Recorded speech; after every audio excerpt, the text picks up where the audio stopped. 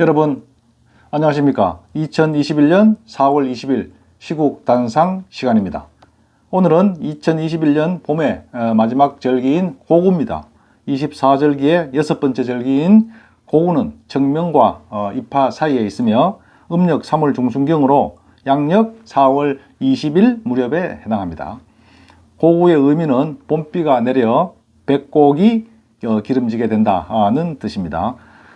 오늘 시국단상의 제목은 2022년 3월 9일 제20대 대통령 선거 국민의 선택은 으로 하겠습니다. 내년 3월 9일 있을 대통령 선거를 앞두고 여야 잠룡들이 본격적인 레이스에 들어가고 있다. 한국사회 여론조사연구소 4월 19일자 대선주자 적합도 조사에서 윤석열이 33.1%, 이재명이 27.1%, 이낙연 11%, 정세균 3.4%로 나타났다. 윤석열, 이재명 양자 대결에선 윤석열 51.1%, 이재명 32.3%로 나타났다. 잠룡들이 남긴 어록도 여론을 타고 있다. 윤석열은 서울지방검찰청 검사장 시절 국정감사장에서 나는 사람에게 충성하지 않는다. 검찰 조직에 충성한다. 라고 했다. 이낙연은 지난 4월 15일 더불어민주당 소속 국회의원 20여 명과 모인 자리에서 죽는 한이 있어도 문 대통령 지킬 것이라고 했다.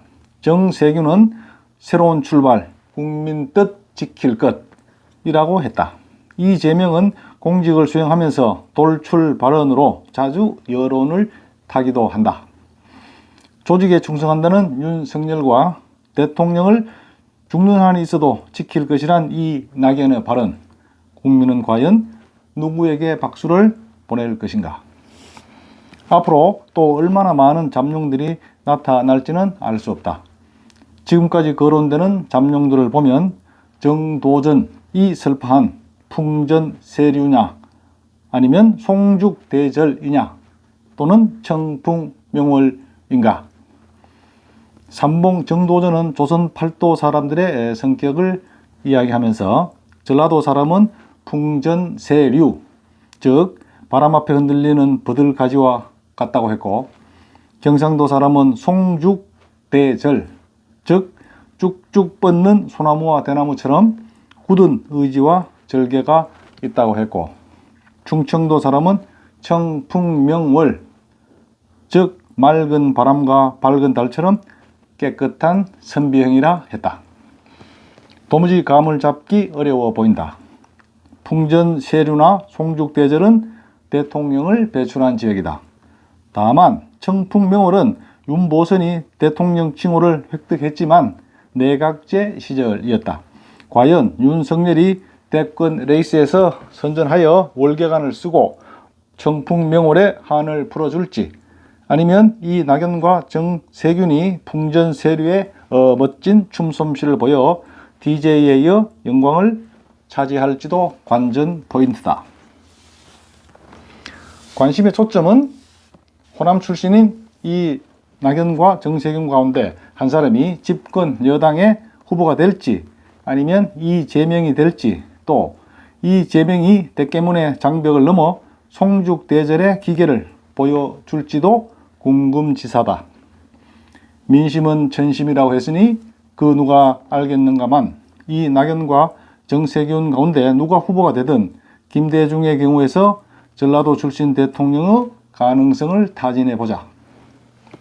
이른바 삼김시대 전라도 맹주였던 DJ가 천신만고 끝에 대통령에 당선된 것은 전라도 몰표와 호남 정세의 결집이 만들어낸 것이 아니라는 것은 이미 정치평론가들의 분석이다. 오매불망 전라도 대통령을 꿈꿔온 DJ였지만 여러 번의 출마에도 뜻을 이루지 못했다. DJ는 절치부심 끝에 강력한 경쟁자였던 집권여당의 이해창 후보의 자책골과 DJP 연합이란 묘수를 찾아내 불과 39만 3천여 표 차로 간신히 대통령에 당선됐다. 겨우 이긴 신승이었다. 당시 현직 대통령 YS가 이해창 후보 측이 제기한 DJ 비자금에 대한 검찰 수사를 중단시켰고, 이인재가 탈당하여 국민신당 후보로 출마하여 보수 성향의 492만여 표를 빼앗아간 점, 특히 이해창 후보가 대권을 잡기도 전에 살아있는 권력인 현직 대통령과 대립각을 세우고 우파 진영의 JP를 비롯한 이기택, 김윤환, 박찬종, 서석재, 김광일 같은 영향력 있는 정치인들을 홀대 방치한 점, 충청도 맹주였던 JP가 문을 열어놓고 이 회창이 찾아오기를 기다렸지만 이 회창이 끝내 외면하자 그 틈새를 비집고 들어간 DJ가 정치 성향이 다른 JP와 이른바 DJP 연합을 성사시킨 점, 이인재가 도중 하차하지 않도록 세심한 배려를 한 DJ의 작전 등이 주효해서 DJ는 천추의 한을 풀었고 이해창은 천추의 한을 품고 돌아서지 않으면 안 되는 신세가 되고 말았다. 그럼 전라도 출신 이낙연과 정세균에 대해 살펴보자. 국회의장, 국무총리, 장관, 국회의원, 도지사 등 화려한 스펙을 쌓았다 한들 천하의 DJ를 따라갈 수가 있을까? DJ는 전라도 맹주였지만 이낙연과 정세균은 DJ에 비하면 족탈불급 아닐까? 겸손하게 처신하고 자신을 숨겨가며 기회를 엿보고 있다고 한들 DJ의 천재적 비책과 술수와 명예욕과 정치 공작을 이낙연과 정세균이 흉내라도 낼 수 있을까? 흔히들 영호남 지역 감정을 한국 선거의 병폐라고 지적한다. 이 같은 지역 감정은 어느 한쪽이 풀린다고 해서 해결되는 것이 아니다. 양쪽이 함께 풀어나가야 한다. 전라도는 아직도 몰표로 똘똘 뭉쳐있고 경상도는 벌써 실타래가 풀린 형국이다. 역대 각급 선거 결과가 입증하고 있다. 경상도에서는 더불어민주당 시장 군수와 광역자치단체장, 국회의원이 다수 선출됐다. 그러나 전라도는 아직도 철옹성이다. 국민의힘 당이나 보수 우파는 전멸 상태다. 지난 대통령 선거에서 홍준표 후보는 광주 1%, 전남 2%, 전북 3%대의 지지율에 그쳤다. 이회창, 이명박, 박근혜도 10% 선에 머물렀다.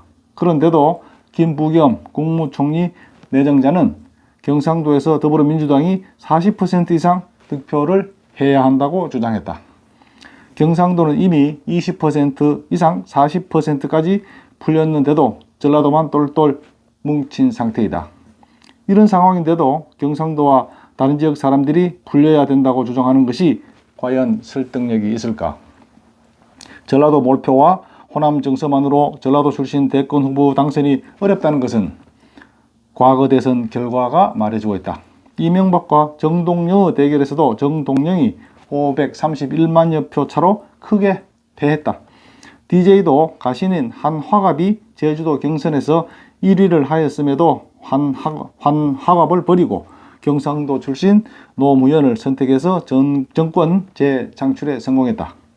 그래서 퇴임 후 편안했다. 전라도 사람들과 정치인들이 철옹성을 이루고 있는 상태에서 비호남권 사람들에게 호남 출신 후보를 지지해달라고 말하는 것은 설득력이 없어 보이지 않을까? 전라도가 풀리지 않으면 비호남권 사람들도 그렇게 쉽게 풀리지는 않을 것 같지 않은가? 전라도 출신 대권 잠룡들이 먼저 해야 할 일은 전라도 철옹성을 허무는 것부터 급선무가 아닐까? 예, 여러분, 2021년 4월 20일 문무대왕의 시국 단상이었습니다. 여러분, 감사합니다.